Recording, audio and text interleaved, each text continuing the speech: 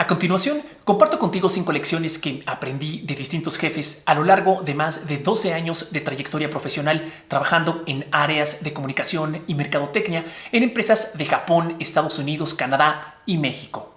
La lección número 1 es que cuidar tu reputación profesional importa, porque es la llave que puede abrir la puerta a nuevas oportunidades. Hace algunos años yo trabajaba en el equipo de redacción de un periódico en la Ciudad de México y fue un empleo al que tarde o temprano terminé renunciando para poderme ir a estudiar a Canadá. Estuve allá poco más de 2 años maravillosos. Conocí a gente increíble, pude estudiar en una escuela de inglés y también realicé prácticas profesionales en una televisora que se llamaba Rogers Television para poder practicar inglés y al mismo tiempo tener experiencia profesional en términos de producción televisiva. Fue también muy interesante porque una de las actividades que más me gustaba era cubrir como camarógrafo eventos deportivos universitarios, principalmente básquetbol y hockey. También trabajé en una empresa de manufactura, utilizaban principalmente como materia prima el aluminio para realizar distintos accesorios como barandales, por ejemplo.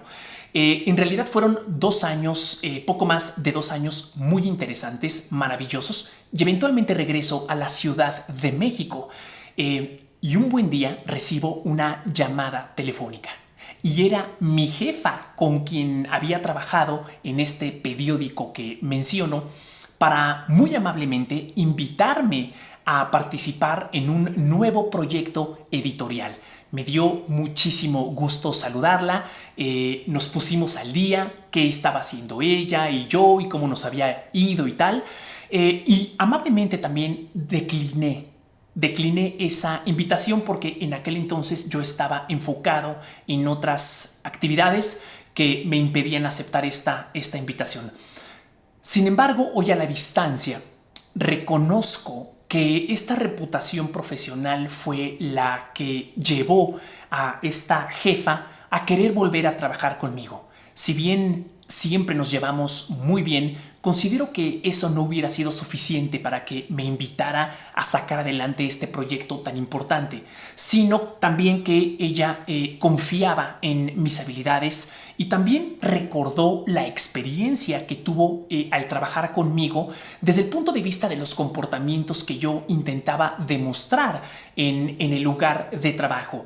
Esencialmente comportamientos que se encuentran dentro de la ética de trabajo. Es decir, para mí siempre fue muy importante cuidar tanto la calidad de mi trabajo como demostrar otro tipo de comportamientos como la puntualidad, también como honrar mi palabra y hacer lo que dije que iba a hacer. También hoy a la distancia considero que buenas prácticas para poder construir una reputación profesional que eventualmente resulte en buenas oportunidades para ti es darte el tiempo de conocer a las personas, convivir con ellas, sean de tu departamento, en este caso editorial, o de otros, comercial, finanzas, etcétera, para poder conocer a las personas, porque eso también te brinda a ti un mejor entendimiento del negocio y mejores habilidades para resolver problemas. Como decía, las personas se acuerdan de la experiencia que tuvieron contigo y entonces considero que es muy importante que mientras estás trabajando en la compañía en cuestión, trates de identificar cuáles son los comportamientos que promueve la cultura de la empresa para que los puedas demostrar y al mismo tiempo aquellos comportamientos que siempre son bienvenidos en un profesional. Como decía, la puntualidad, la responsabilidad, tratar con respeto a las demás personas y cuidar la calidad de tu trabajo. Este mundo es realmente muy pequeño y en el tiempo, si sigues colaborando en la misma industria, es muy probable que puedas encontrarte a un ex jefe o colega en una posición de mayor jerarquía más adelante en tu carrera y que te puede abrir puertas o bien lo contrario, te puede cerrar puertas. Ya lo he visto. Hay personas que por alguna razón en algún momento cometieron un error grave y que lo siguen pagando durante mucho tiempo después. Más allá de si es bueno o malo, de qué tan productiva es esa mentalidad de quererle cobrar a alguien un error durante años, mi comentario va en función de que es algo que sucede. Las personas se van a acordar cómo trabajaron contigo y la idea es que por favor cuides tu reputación profesional demostrando comportamientos que son comunes digamos, en el profesionista. Nada extraordinario, ya se espera que cuides la calidad de tu trabajo, la puntualidad, etcétera, pero al mismo tiempo que tengas un claro entendimiento de cuál es la cultura de la organización en la cual trabajas para poder entender cuáles son esos comportamientos que son más reconocidos y al mismo tiempo conocer el estilo de trabajo de tu jefe o jefa para que pueda ser muy efectivo en cómo es esta dinámica de colaboración entre ustedes dos. La lección número 2 es que los líderes se necesitan en los momentos más complicados, más retadores, no cuando todo marcha a la perfección. Hace algunos años trabajaba en una revista que cubría principalmente la fuente de negocios y como cualquier equipo de trabajo, como sucede en cualquier organización, eventualmente teníamos proyectos que requerían que nosotros nos quedáramos, nosotros como equipo, hasta tarde trabajando para poder completar ese entregable. Y fue la primera vez que yo detecté el siguiente comportamiento en un líder. Nuestro director editorial siempre se quedaba junto con nosotros en estos días de cierre de información, de envío de información, en estos días complicados, de mucho estrés, no únicamente para asegurarse de que nosotros efectivamente completáramos la actividad y se enviara en tiempo y en forma, sino también para estar ahí físicamente presente para apoyarnos en caso de que en esos momentos pudiéramos necesitar algo. Hoy a la distancia considero que este comportamiento de apoyo realmente ayudó a que en el equipo tuviéramos más confianza entre nosotros, tanto con el director editorial como todos en su equipo, y demostró un comportamiento de ayuda, de apoyo a los demás, que era un comportamiento que él quería ver en nosotros. Entonces lideró con el ejemplo. A mí me pareció muy interesante porque yo no venía de una cultura en donde necesariamente lo había hecho consciente a este nivel. Y últimamente he pensado mucho a partir de esta experiencia que es muy fácil ser líder cuando todas las cosas van a la perfección. Es muy fácil ser líder y comunicar mensajes de liderazgo, motivación, trabajo en equipo, en una posada de Navidad en una organización. Pero en los momentos más difíciles es cuando más prestas atención en los comportamientos de las personas, en cómo reaccionan ante un problema, ante un conflicto, porque como ya lo hemos platicado en otras ocasiones, las situaciones de estrés revelan el verdadero carácter de las personas y su potencial. Entonces, esta fue la lección número 2 que aprendí de un jefe que tuve, esencialmente que el liderazgo importa en los momentos más retadores, en este caso en la presencia física, más allá de las horas tradicionales de trabajo para poder completar un proyecto.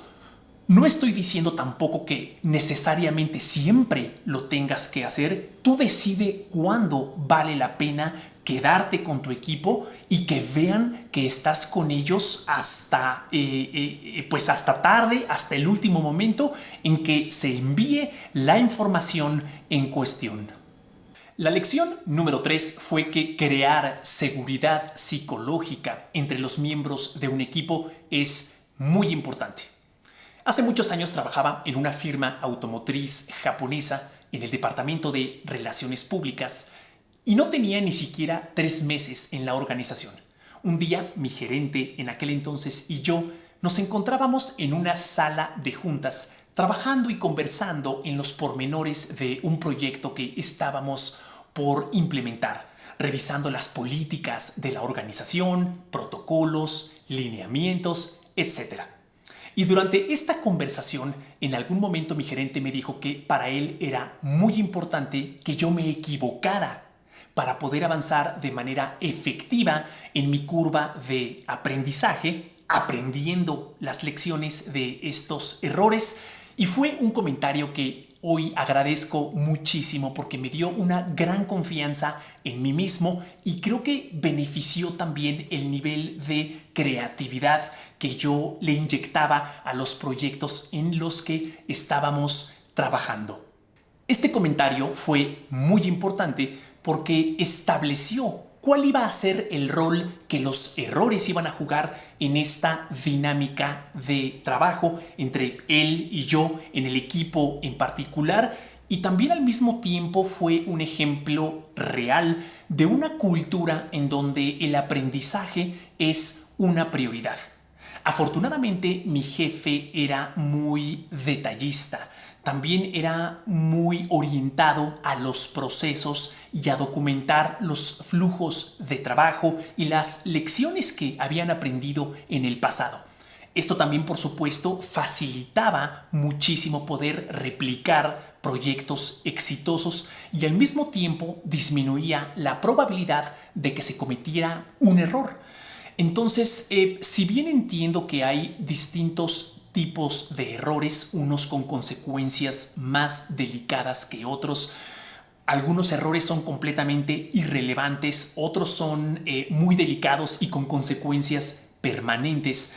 Fue un gran ejemplo de cómo se puede fomentar una cultura de aprendizaje de manera real. Y hoy considero que muchos equipos de trabajo olvidan la importancia de dedicarle tiempo a estudiar los errores y al mismo tiempo los aciertos del equipo, por ejemplo, cuando termina un proyecto. Es decir, que a manera de proceso vamos a reunirnos de nuevo luego de que concluyó este proyecto para poder analizar los errores que cometimos, qué pudimos haber hecho mejor y al mismo tiempo poder identificar qué salió muy bien y analizar por qué las cosas también salen bien. Esto es importante porque el éxito deja huellas. Entonces tú puedes identificar algo bueno que hiciste en el proyecto A y que también te puede funcionar llevarlo al proyecto B para también beneficiarlo. Y en este sentido de poder darnos el tiempo de tener un cierre de proyecto donde analicemos estos errores, por un lado ya tienes la confianza, pero tarde o temprano uno puede esperar cometer un error. No puedes ganarlas todas todo el tiempo. Entonces tienes que estar listo para saber qué vas a hacer tú junto con tu equipo cuando llegue un error. Entonces, algo muy importante y que creo que no se hace lo suficiente es tener este cierre con el equipo, reunirse, tener esta conversación, poder identificar qué salió bien, identificar qué salió mal, documentar estos hallazgos, documentar esta información para poderla eventualmente compartir con el resto de la organización para poder documentar ese aprendizaje. Por otro lado, hablar de los errores también es muy productivo porque te permite identificar cuáles son los recursos que necesitas en un futuro para no volver a cometer esos errores. Quizás sea una herramienta en particular, un software, quizás sea cultivar una habilidad en especial, etc. La idea es que tú identifiques lo que necesitas en un futuro para no volver a cometer ese error. Y por otro lado, algo que también es muy útil es que esta cultura de aprendizaje suma a que los colaboradores de dicho equipo podamos cultivar una mentalidad de crecimiento, que esencialmente no es otra cosa más que saber que con el debido tiempo y también con el nivel de esfuerzo invertido en el tiempo, las personas podemos mejorar en lo que sea. Eso es una mentalidad de crecimiento y esta cultura que menciono que yo viví en esta firma automotriz gracias a comportamientos como el de mi jefe, sumaron a que yo pudiera cultivar esta mentalidad que es muy útil y que incluso científicamente se ha podido demostrar que importa en el desempeño, en la motivación y en la creatividad de las personas. Es decir, las personas que tienen una mentalidad de crecimiento son más efectivas para levantarse de los errores que cometen. Hay un estudio en donde pudieron identificar que el grupo que tenía una mentalidad de crecimiento era más efectivo para evitar cometer el mismo error la siguiente ocasión. Al parecer, al ser consciente de tus errores y enfocarte en por qué salió mal, sí realmente es un gran beneficio para no repetirlo más adelante. Esto en comparación con el grupo de personas que cuando se equivocaban y no tenían, después con estudios se identificó que no tenían una mentalidad de crecimiento, únicamente se lastimaban a sí mismos con un discurso interno de yo nunca he sido bueno para esto. Este grupo cometía y aumentaba la probabilidad en mucho de que cometiera el mismo error nuevamente más adelante. Entonces, lo que hacemos con nuestros errores y cómo nos hablamos a nosotros cuando los cometemos es muy importante. También recuerdo que hay un estudio realizado en la Universidad de Berkeley con estudiantes. Y al mismo tiempo, este estudio en particular se enfocó en el discurso interno de las personas cuando cometemos un error. Y se descubrió que las personas que tienen un diálogo más compasivo con ellas mismas y que al mismo tiempo los profesores pronunciaban oraciones de mayor respeto hacia uno mismo cuando cometías un error, podía hacer la diferencia para motivarlos a estudiar por más tiempo para prepararse para el siguiente examen. ¿A qué frases me refiero? Este examen sabemos que no fue difícil y que la mayoría de los estudiantes tarde o temprano pueden enfrentar un problema o un reto con esta materia en particular. No te preocupes, no seas tan duro contigo mismo. Con el debido estudio yo te voy a apoyar, la siguiente ocasión lo vas a hacer mejor. Este tipo de comentarios de refuerzo, de apoyo y de respeto de ti hacia ti mismo en estos momentos realmente importa en tu psicología para prepararte mucho mejor cuando llegue el siguiente examen. Entonces, estos son los puntos que me importaba hablar del tema de los errores, fomentar una cultura de aprendizaje de los errores, documentar, compartir y también el trabajo interno de una mentalidad en donde los errores realmente no jueguen un rol para afectar o destruir nuestra confianza, sino realmente entenderlos para poder aprender de ellos y evitar volver a cometerlos más adelante. La lección número 4 es que la complejidad es la enemiga de la ejecución. Esta lección la aprendí años más tarde en otra compañía y durante una conversación uno a uno con mi gerente en aquel entonces. Esencialmente su retroalimentación fue que a veces yo hacía las cosas más complicadas de lo que en realidad eran, por supuesto de una manera innecesaria. Entonces, hoy a la distancia pienso que ella tenía razón y por ello, al hacer consciente esta tendencia, trato de reflexionar cuando estoy trabajando en algún plan o en alguna estrategia si la puedo hacer más sencilla para que la gente pueda comprender de una mejor manera cuál es su rol en el proceso o en la iniciativa, qué es lo que tiene que hacer, cómo lo tiene que hacer, cuáles son los recursos que necesita la gente para trabajar, etc. Porque en realidad esa es tarea mía como diseñador del plan o de la estrategia y no de las personas quienes al estar la gran mayoría de ellas muy ocupadas no nos dan tampoco tanto tiempo como para ellas hacer nuestra tarea de pensar por nosotros o identificar por nosotros cuál es el rol que juegan en este proyecto en particular, en tal o cual tarea, etc. En realidad la gente está muy ocupada, no nos va a dar muchas oportunidades para poder realizar este trabajo y entre más complicada sea nuestra estrategia o nuestro plan, las personas lo van a dejar a un lado y más resistencia van a demostrar para poder apoyarnos. Desde el punto de vista de la productividad personal, diseñar planes y estrategias sencillas es una gran idea para facilitar comenzar nuestro trabajo en ellas y evitar la procrastinación. Si en nuestra mente tenemos la idea o la percepción de que es algo muy complejo, el plan o la estrategia, aumenta la probabilidad de que la dejemos para después, de que no queramos comenzar a trabajar en ella, procrastinar esencialmente. Entonces, la simplicidad también facilita que actuemos en lugar de aplazar las cosas. La lección número 5 es que hay distintas maneras igual de eficientes de poder lograr el mismo resultado. 3 más 3 más 3 es 9, 4.5 más 4.5 es 9, 3 por 3 es 9, etc.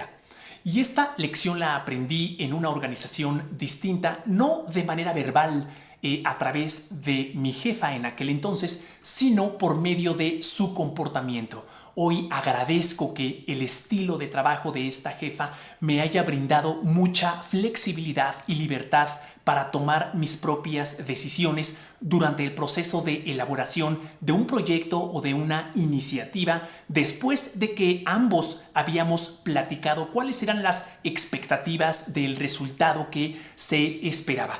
Ella nunca se alejó por completo de todo el proceso de elaboración de la iniciativa, del entregable. Me iba acompañando como una mentora, como una especie de coach a lo largo de este proceso, de tal manera que ella se asegurara de que yo iba por el camino correcto para poder llegar a un resultado. Pero la gran mayoría de las decisiones las tomaba yo y es algo que realmente agradecí cuando lo viví. Yo venía de trabajar con estilos de trabajo en donde se metían todavía más al detalle y donde yo no tenía tanta libertad para tomar decisiones. En este caso así fue, hoy lo agradezco bastante, considero que disminuyó mi estrés y definitivamente aumentó mi satisfacción laboral y motivación, aumentó también mi aprendizaje. Por supuesto, este empoderamiento puede resultar en errores, pero con una cultura sólida de aprendizaje de dichos errores,